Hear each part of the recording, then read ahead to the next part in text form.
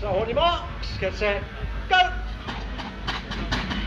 So on the top side of the arena and the lower side of the arena, a good start there. You can see the barrels rolling nicely in front of the front rolling wheel, and on off and grab it. And on the top side of the arena, a 10-tonner has also lost its barrel. On the lower side of the arena, doing very sedately, doing the best of all by a long way.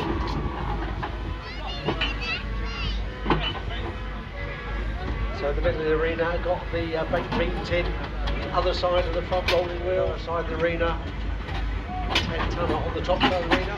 Now as it goes back, and indeed as it's going forward, the driver and steersman cannot see the barrel on behind either side of the front rolling wheel. In the middle, they've lost their baked bean tin again.